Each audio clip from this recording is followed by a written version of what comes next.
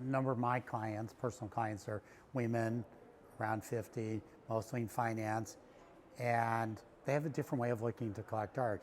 What's your experience of the diversity of collectors, whether they're of color, they're women, they're interested in queer art?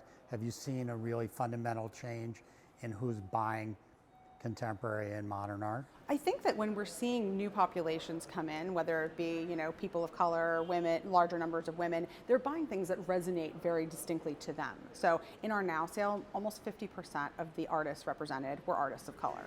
And those things did particularly well, and they of course had a number of clients who were very interested in supporting those particular artists of color. So I think that you're not seeing a lot of women coming here and buying, dead old white men. I think they're looking to things like Anna Wyant or artists who are speaking to things that really resonate to them. Do you see an age thing that under 40, they don't need to see it in person, and over 40, they're not bidding unless they've seen it in person?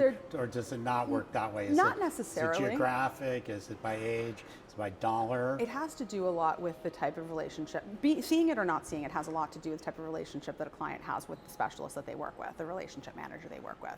If they trust them implicitly, they will trust their taste, and they won't necessarily feel like they need to see it in person. And they will trust that the condition is appropriate, etc.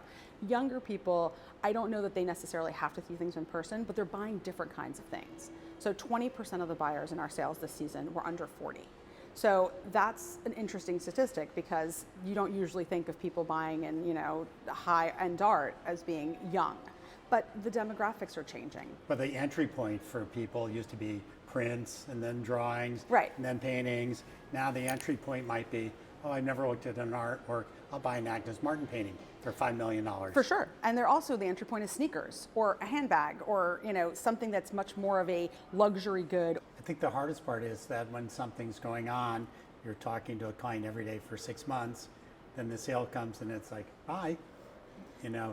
Whereas if you're representing an artist or an advisor working with that client, it's 7/24, 365 with those people. So sort of the turnover of moving in and out of people's lives and businesses. Well, I think we have a pretty close relationship with our clients. I mean, all of our relationship managers have relationships that they've had for decades. So I think that we don't just think of people as like one consignment type of clients. We think of them in their evolution as collectors, from the time they started collecting 25 years ago to where they are now, perhaps, starting to sell things from their collection. So I don't think that we would. I'm still trying to get to what can we expect from you guys in a positive sense of what you could do better as part of what is in your umbrella.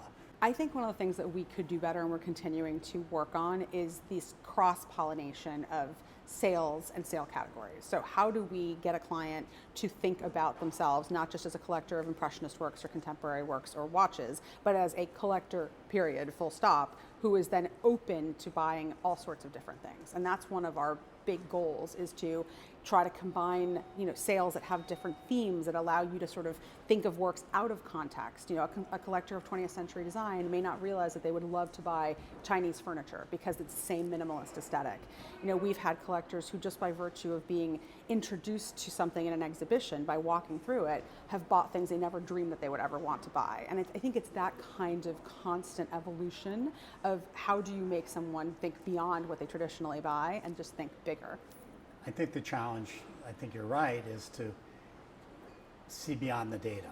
Yeah. And the challenge is, you have all this data, is how to analyze the data and humanize the data, and have them not be data points. Right, humanizing the data is key. It's about thinking about the fact that all of these statistics are incredibly helpful, but at the end of the day, these are people, and they act like people. So we, as relationship managers and specialists and people who are working with, people, need to think the way that they would think about something. You mean the Sotheby's data center's not working as complete AI, like a human being, that I'm thinking like Tobias in the machine upstairs. Its code name is Tobias Meyer. And that's what they call the computer system. And it thinks like Tobias.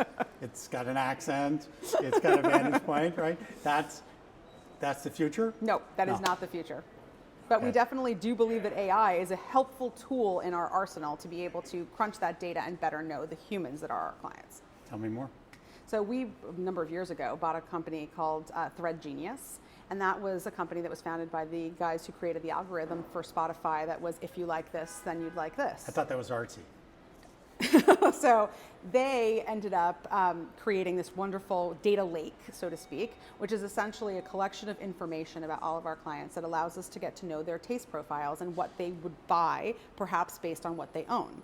And that kind of information is always helpful when our specialists are thinking about ways to diversify what their clients might be interested in. So have they modeled it, and a different group says, here's what I predict they're going to be interested in this sale, and match to see if their predictive models are correct? Yes. So we've done a lot of work with that. In many cases, they are not correct, but in an increasing number of cases, they are more and more accurate, because as we get the predictions, we have to tell the machine, no, this actually is not correct. They're not interested. And then the more information they learn, the more intelligent the machine becomes. So they're more accurate the next time around. But we've had clients who we've sent things to that we really didn't expect that they would like them. We just thought, okay, we're going to do this on the lark. And the client came back and said, wow, this is actually fascinating. I really am into this thing you sent. I'm going to bid.